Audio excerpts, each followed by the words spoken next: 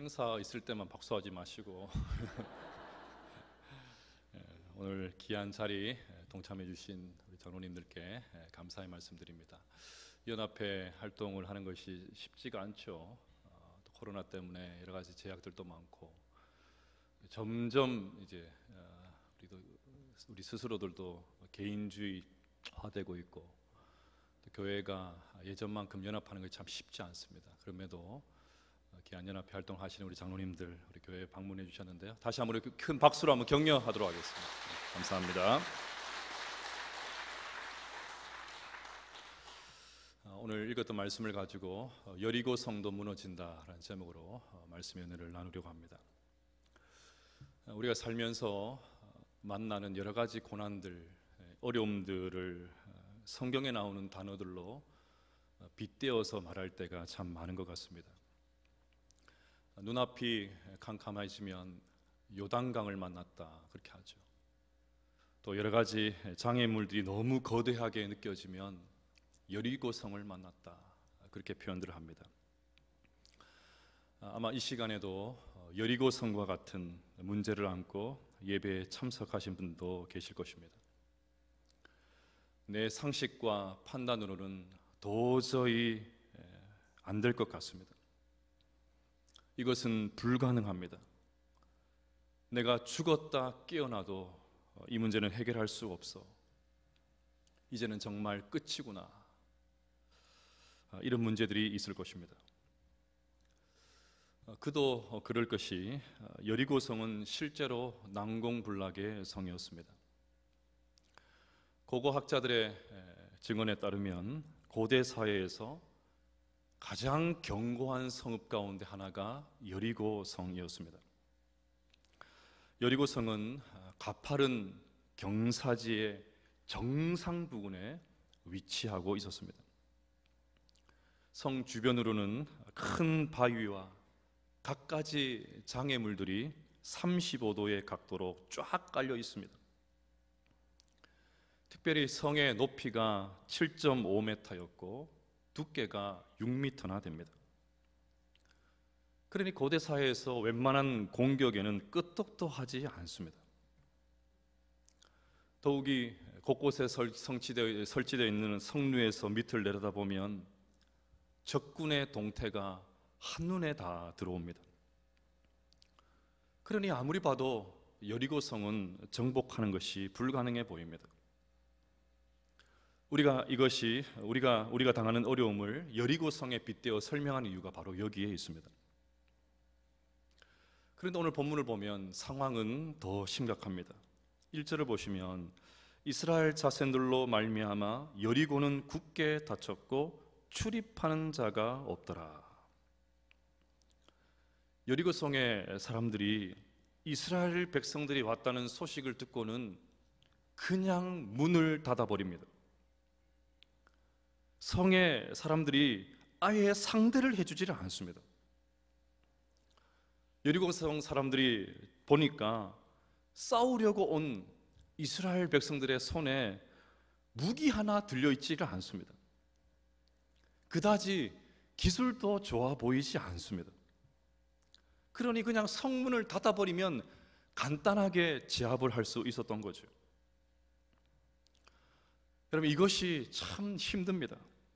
이것이 사람을 힘들게 합니다. 어떤 문제를 만나면 뭐라도 할 수 있는 것이 있으면 좋지 않습니까? 그런데 아무것도 할 수 있는 게 없습니다.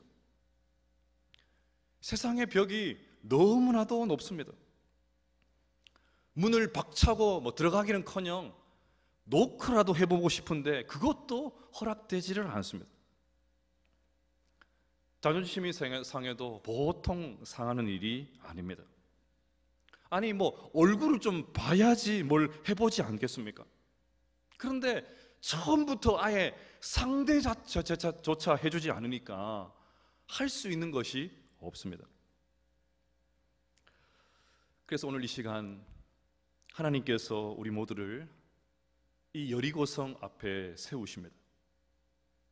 가능성이라고는 전혀 보이지 않는 이 상황을 하나님께서 어떻게 해결하시는지를 우리에게 보여주시기를 원하십니다. 하나님은 이런 악조건 속에서도 도저히 할 수 있는 것이 아무것도 없는 철옹성과 같은 여리고 성도 무너지게 하셨습니다. 그래서 오늘 설교 제목을 여리고 성도 무너진다라고 잡았습니다.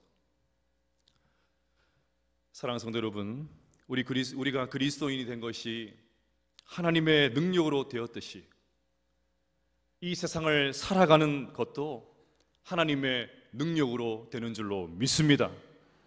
그래서 도무지 꼼짝하지 않을 것 같은 여리고성과 같은 문제도 하나님께서 함께 하시고 하나님이 도와주시면 얼마든지 무너지게 될 줄로 믿습니다. 자, 그러면 어떻게 하면 우리의 삶에 여리고성을 무너뜨릴 수 있을까요? 첫째로 마음으로 승리를 확신해야 됩니다. 상황이 계속해서 어려워지면 어려워질 그때에 끝까지 소망을 갖는다는 것은 쉬운 일이 아닙니다. 우리 모두는 더 안 좋은 시나리오를 만드는데 탁월한 재주를 가지고 있습니다. 계속해서 안 되는 쪽으로 방향을 설정하고 쉽게 절망합니다. 안 되는 이유를 너무나도 잘 찾아냅니다. 여러분, 사람들과 한번 만나서 대화를 해보십시오. 된다고 하는 사람들 거의 없어요. 안 된다, 안 된다. 안 되는 이야기를 어떻게 그렇게 분석을 잘하는지 몰라요. 안 된다, 안 된다. 안 되는 쪽으로 마음을 먹으니까 일이 될 리가 없습니다. 이스라엘 백성들은 기세등등하게 여리고 성까지 왔지만 아마 성을 보자 성의 크기에 압도되고 말았을 것입니다. 말문이 턱 막혔겠죠. 심지어 성문도 닫아버리니까 적지 않게 당황했을 것입니다. 어쩌면 지금까지 잘 왔는데 우리의 행진은 여기가 끝인가 보다, 극단적인 생각을 했을지도 모릅니다. 바로 그런 상황에서 하나님은 즉각적으로 여호수아에게 이렇게 말씀하십니다. 2절 말씀을 보시면 여호와께서 여호수아에게 이르시되 보라, 내가 여리고와 그 왕과 용사들을 내 손에 넘겨 주었으니. 그럼 질문을 드리겠습니다. 본문을 잘 보십시오. 넘겨 줄 것입니까? 넘겨 주었으니입니까? 넘겨 주었으니. 이스라엘 백성들은 전쟁하기 위해서 지금 막 여리고에 도착을 했습니다. 그런데 하나님은 전쟁도 하기도 전에 넘겨줬다, 전쟁 끝났다고 하십니다. 하나님은 전술도 알려주시기도 전에 내가 여리고와 그 왕과 용사들을 내 손에 넘겨주었으니 이미 끝났다고 하십니다. 그러면 이것이 된다는 말입니까? 안 된다는 말입니까? 된다는 말이죠. 이 거대한 여리고성, 도무지 상대도 해주지 않는 이 여리고성 반드시 무너진다, 그 말씀입니다. 성경에는 이런 표현들이 많습니다. 멀리 갈 것도 없이 아까 전에 우리 장로님께서 1장을 또 이렇게 어찌하시고 읽어주셨는데요, 1장에서부터 나옵니다. 모세가 죽고 여호수아에게 리더십이 이양되었습니다. 두렵고 떨리는 마음이 충만한 여호수아에게 하나님께서 말씀하십니다. 1장 3절을 보시면 내가 모세에게 말한 바와 같이 너의 발바닥으로 밟는 것은 모두 내가 너희에게 주었노니. 여기서도 마찬가지입니다. 줄 것이니까 주었으니까? 주었다는 거죠. 아직 발도 떼지도 않았습니다. 여호수아의 마음 가운데 두려움이 충만합니다. 가뜩이나 걱정이 태산 같은데 주님께서는 가기도 전에 이미 다 줬다, 그렇게 말씀하십니다. 그러면 하나님께서 미래의 일을 이미 끝난 것으로 말씀하신 이유가 뭘까요? 오늘 본문에 바로 앞에 나오는 5장에 그 해답이 나옵니다. 5장 14절 말씀, 참 중요한 말씀인데요, 5장 14절 말씀을 같이 한번 읽어보십시다. 시작. 그가 이르되 아니라 나는 여호와의 군대 대장으로 지금 왔느니라 하는지라 여호수아가 얼굴을 땅에 대고 엎드려 절하고 그에게 이르되 내 주여 종에게 무슨 말씀을 하려 하시나이까. 아멘. 여기 보시면 여호와의 군대 대장이 나옵니다. 여러분, 여호와의 군대 대장이 누굴까요? 이것을 해결하는 것이 너무나도 중요합니다. 얼핏 보면 하나님께서 천상에 있는 천사를 보내셔가지고 이스라엘 백성들을 지켜주시고 인도하시는 것처럼 보입니다. 많은 분들이 본문을 그렇게 해석을 해요. 마치 여리고성 전쟁에 지원군이 왔다, 천사가 왔다, 도움의 손길이 왔다, 이런 식으로 오늘 본문을 생각을 합니다. 그런데 전후 문맥을 보면 여호와의 군대 대장은 결단코 천사가 아닙니다. 출애굽기 12장 40절과 41절을 보시면 여호와의 군대 대장을 알려면 여호와의 군대가 뭔지 먼저 알아야 되지 않겠습니까? 여호와의 군대가 누군지 나와요. 이스라엘 자손이 애굽에 거주한 지 430년이라 430년이 끝나는 그날에 여호와의 군대가 다 애굽 땅에서 나왔은즉. 자, 여기서 여호와의 군대는 누굽니까? 틀려도 괜찮아요. 말을 말씀해 보십시오. 여호와의 군대가 누굽니까? 이스라엘 백성들이죠. 하나님께서 이스라엘 백성들을 여호와의 군대라고 부르십니다. 그러면 오늘 여호수아에 나오는 여호와의 군대 대장은 누굴까요? 하나님이시죠. 하나님이십니다. 두말할 것도 없이 하나님이십니다.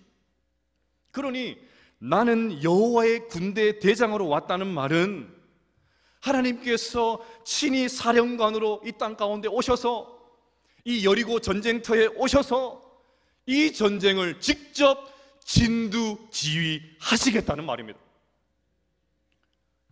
여리고 전투는 여호수아가 하는 것이 아니에요. 이스라엘 백성들이 하는 것이 아니었습니다. 여호와의 군대 대장이신 하나님께서 하시는 일이었습니다. 하나님께서 직접 참전하시는 전투였어요. 여러분, 우리가 올 한 해 살아가면서 이런저런 여리고성 같은 문제 앞에서, 갖가지 고통의 문제 앞에서 마음으로 승리를 확신할 수 있는 이유가 바로 여기에 있습니다. 우리가 당하는 모든 삶의 문제는 내가 하는 싸움이 아니라 사실은 하나님께서 하시는 일입니다. 그래서 아무리 여리고성과 같은 일을 만나도 하나님께서 내 삶의 대장이 되시니 이길 수 있다. 하나님께서 나의 인생의 대장이 되시니, 하나님께서 직접 내 삶의 사령관이 되시니, 내 삶을 인도하시니 나는 이겨낼 수 있다. 그 믿음을 가지셔야 됩니다. 그런데 사탄은 항상 우리에게 겁을 주지요. 저 철옹성 같은 여리고성을 보라고, 얼마나 네가 더 고생을 해야 정신을 차리겠냐고, 그냥 포기해라, 절대 할 수 없다, 두려움을 가득해 계속해서 채웁니다.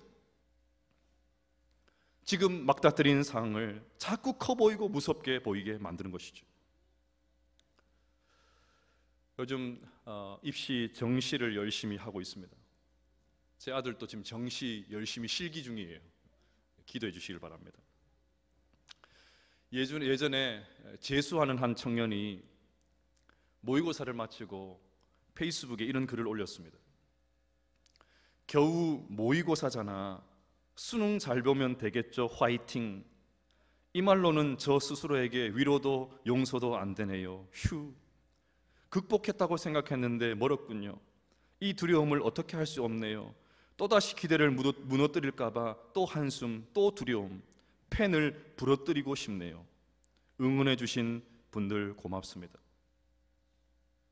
시험이 코앞으로 다가왔는데 원하는 성적이 나오지 않으니까 온갖 생각이 마음 가운데 생겨납니다. 작년에도 부모님을 실망시켜 드렸는데 올해 또다시 그런 일들이 재현될까봐 두려움이 엄습합니다. 그런데 그 글 안에 밑에 여러 가지 댓글들이 있었는데 참 도전이 되는 댓글이 있었어요. 얌마 어깨 펴, 얌마 어깨 펴. 그렇습니다. 두려움에 몸서리칠 수도 있습니다. 자신감이 없어서 한없이 어깨가 축 늘어질 수도 있습니다. 그러나 그때에도 우리 인생의 대장이 되시는 하나님께서 이렇게 우리에게 말씀하실 것입니다. 얌마 어깨 펴. 그러니 우리 인생의 대장 되시는 하나님을 바라보며 올 한 해 승리를 확신할 수 있는 우리 모두가 될 수 있기를 주의 이름으로 축복합니다. 둘째로, 입으로 승리를 선포해야 됩니다.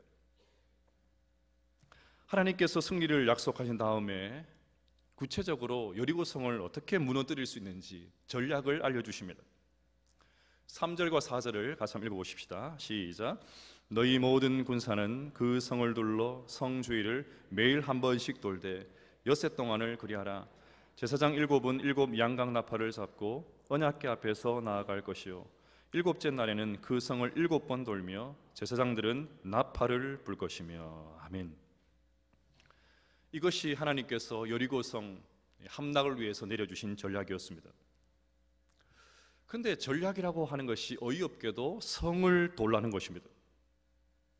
무기를 점검하라든지 성벽을 부술 특수 무슨 병기를 준비하라든지 참호를 파라든지 돌격대를 뽑으라든지 이런 것들은 전혀 없습니다. 성을 도는 것은 전쟁과는 너무나도 무관해 보입니다. 심지어 뽑힌 사람들 가운데 제사장도 있습니다. 여러분, 제사장은 군인이 아니지 않습니까? 그리고 아무리 나팔을 세게 분다고 해도 그것이 무슨 위협이 되고 무슨 타격이 될 수 있겠습니까? 저는 군 생활을 좀 오래 했기 때문에 이 부분은 제가 조금 알아요. 아무리 보아도 이것은 군사 전략이 아닙니다. 전쟁을 하는데 대놓고 나팔을 불고 해서 자신의 위치를 드러내고 소리를 내면 그런 전쟁은 없습니다. 여리고성 사람들이 볼 때 이렇게 재미있는 광경이 또 있었을까요? 코미디도 이런 코미디가 없습니다. 그런데 여기서 중요한 것이 나팔을 불라는 것입니다. 구약 성경에는 나팔을 불 때 두 가지 단어를 사용을 합니다. 첫 번째는 가장 흔히 사용하는 단어인 하초츠라입니다. 하초츠라. 이것은 전쟁을 알리는 신호였어요. 이제 전쟁 시작한다, 전쟁을 알리는 신호. 또 다른 단어는 소파르였습니다. 이것은 전쟁이 다 끝난 다음에 평화가 왔다, 이제 전쟁이 끝났다는 것을 알리는 신호였습니다. 그러면 오늘 본문에 나팔을 부는 것은 어떤 단어를 사용했을까요? 1번일까요? 2번일까요? 하초츠를 할까요? 소파를까요? 틀려도 괜찮아요. 말씀해 보십시오. 어떤 단어를 썼을까요? 2번입니다. 소파를 썼어요. 이제 곧 전쟁이 시작되니까 전쟁을 알리는 하초츠라가를 써야 될 텐데 하나님은 정반대로 소파르를 쓰셨습니다. 무슨 말입니까? 전쟁을 하기도 전에 이미 그 땅 가운데 평화를 선언해버리는 거예요. 하기도 전에 평화를 선포해버리는 것입니다.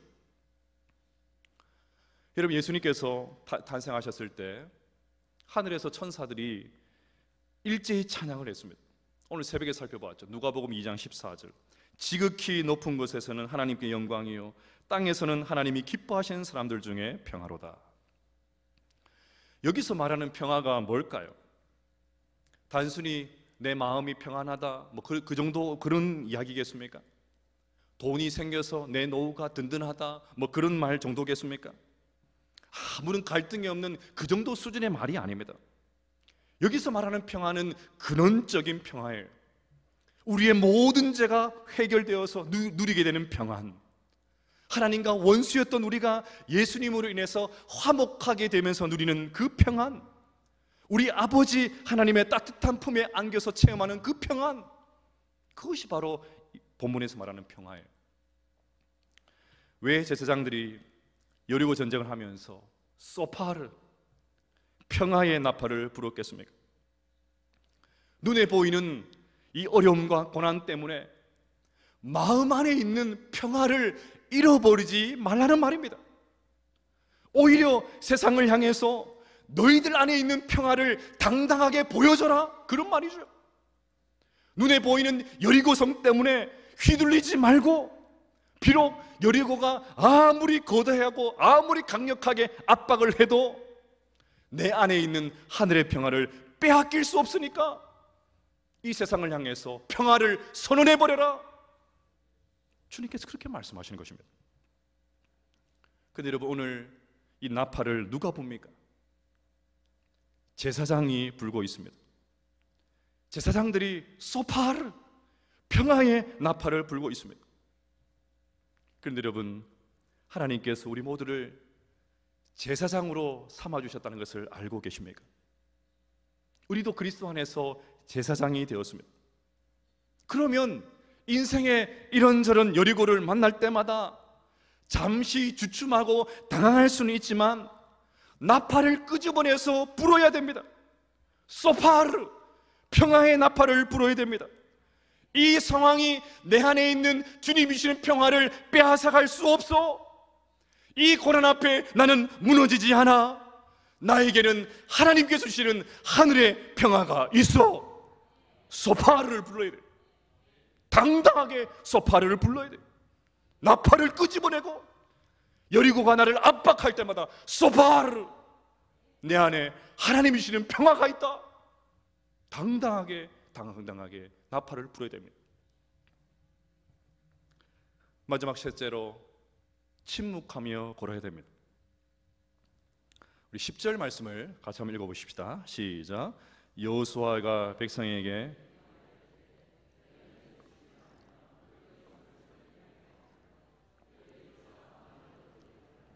그리하다가 내가 너희에게 명령하여 외치려 하는 날에 외칠지니라 하고, 하나님은 한 가지 주의사항을 알려주십니다. 그것은 7일 동안 성을 돌면서 모두가 침묵하라는 것이었습니다. 하나님께서 명령하실 때까지 철저히 입을 닫고 조용히 성벽을 돌아야만 했습니다. 왜 하나님은 침묵하면서 걸으라고 하셨을까요? 이유는 간단합니다. 이스라엘 백성들은 불평과 불만이 특기였던 사람들이었기 때문입니다. 그들의 40년 동안의 광야 생활을 한번 떠올려 보십시오. 있어도 불평, 없어도 불만. 저는 그 이스라엘 백성들의 모습을 보면서 예전에 참 재밌게 봤던 만화 주인공이 생각나요. 투덜이 스머프. 투덜. 도무지 만족을 모르고 감사할 줄 몰랐습니다. 이런 그들이 여리고성 전투에서 가장 어려운 요구는 아마 침묵이었을 거예요. 막 입이 근질근질한데 하나님께서 입 다물고 걸어라, 가장 순종하기 어려운 요구였을 것입니다. 아마 입을 열라고 했으면 막 별의별 말을 다 쏟아내었겠죠.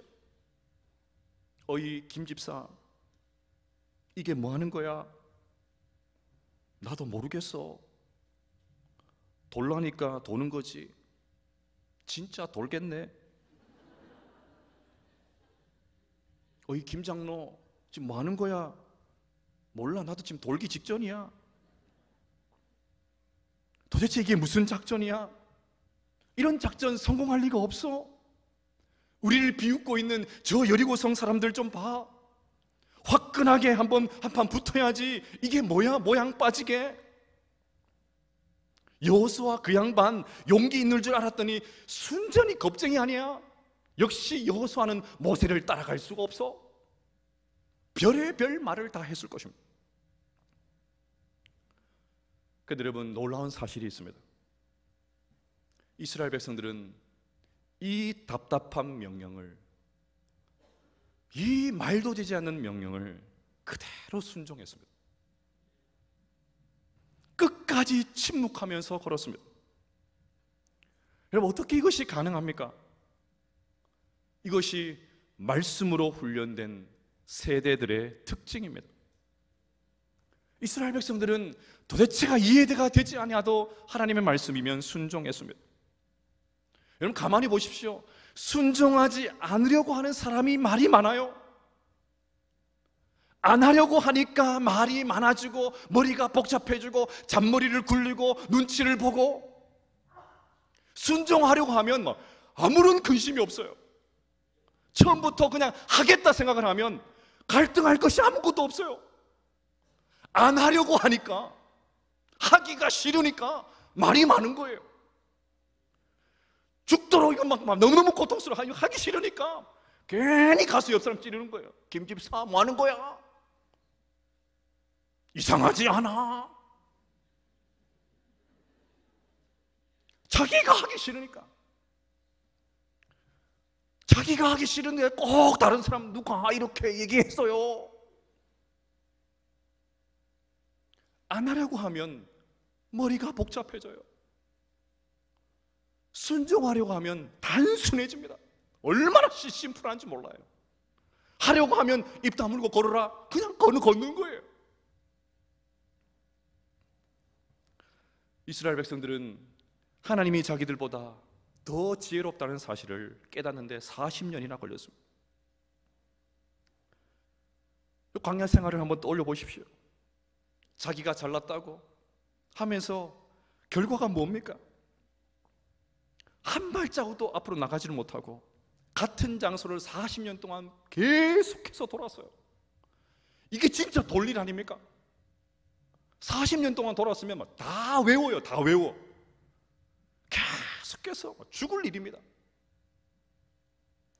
그 40년의 과정을 겪으면서 깨달은 사실 한 가지, 하나님은 우리보다 지혜로우시다. 하나님의 말씀이시면 된다. 그 고백을 처절하게 했던 것 아니겠습니까? 사랑하는 여러분, 예수님을 믿는 우리 모두는 어떤 사람들입니까? 내 뜻과 내 계획, 내 생각이 아니라 오직 하나님의 말씀 한마디면 죽기도 하고 살기도 하는 사람인 줄로 믿습니다.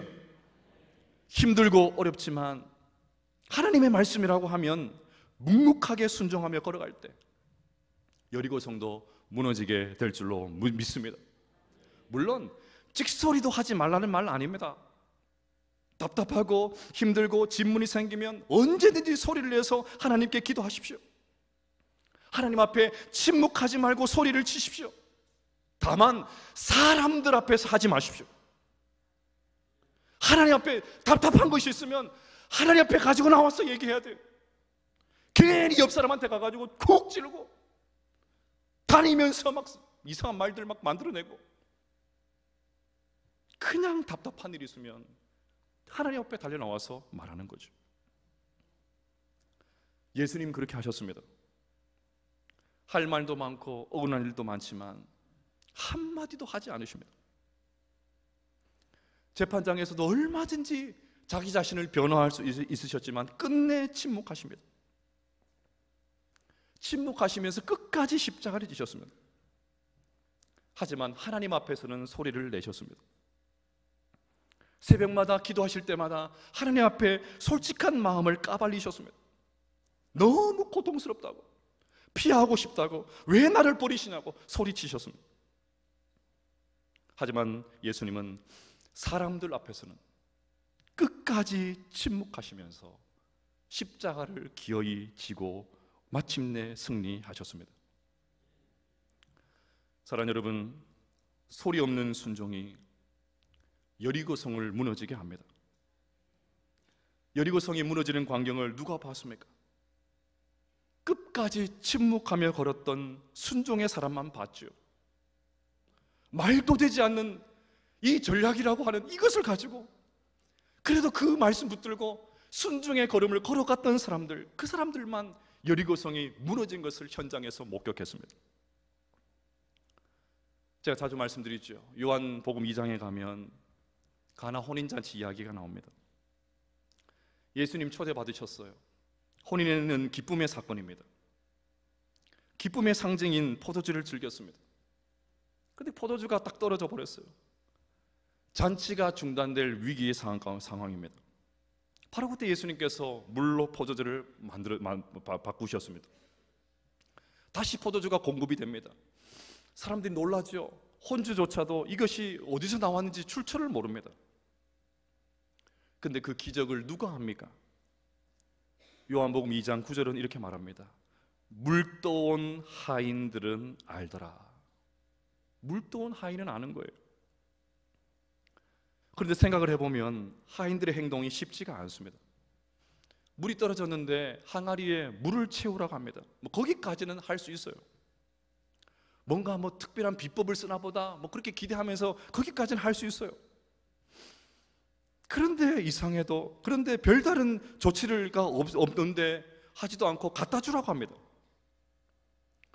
여러분이 만약 이 하인들의 입장이었다면 떠서 갖다 줄 수 있겠습니까? 분명 물을 부었는데 포도주가 필요한데 떠서 갖다 주라는 말이 어찌된 말입니까? 우리식으로 표현하면 진짜 물 먹이는 일 아닙니까? 하객들의 원성과 항의를 이미 이 하인들이 다 받아야 할 것입니다. 자존심도 상했겠죠. 아무리 내가 하인이라고 하지만, 종이라고 하지만 누구를 바보로 하나? 온갖 생각이 들었을 것입니다. 그런데 예수님께서 물을 채우라 하면 채우고, 떠서 갖다 주라 하면 갖다 주고, 그렇게 단순하게 순종했던 하인들이 기적의 현장을 경험했습니다. 예수님은 그 하인들의 순종을 잊지 않고 분명하게 기록하십니다. 물떠온 하인들은 알더라. 사랑하는 여러분, 올 한 해 여러 가지 여리고성을 만나게 될 것입니다. 이미 여리고성을 당한 분들도 계실 줄 압니다. 연합회 활동하는 것도 어쩌면 여리고성과 같은 그런 힘든 일일 수가 있습니다. 하지만 하나님께서 우리의 삶의 대장이 되시니 마음으로 승리를 확신할 수 있기를 바랍니다. 어려움 앞에서도 소파르, 평화의 나팔을 불면서 내 안에 있는 이 평화, 하늘의 평화, 그 어떤 것도 빼앗을 수 없다. 세상을 향하여 평화의 나팔을 불 수 있기를 바랍니다. 그리고 마지막으로 답답하더라도 끝까지 주의 말씀 붙들고 침묵하며 순종하며 걸어가시길 바랍니다. 그래야말로 우리의 인생의 여리고성이 무너지는 그 은혜를 경험하고 생생하게 목도하는 은혜가 우리 모든 성도들 가운데 임하게 되시기를 주의 이름으로 축복합니다.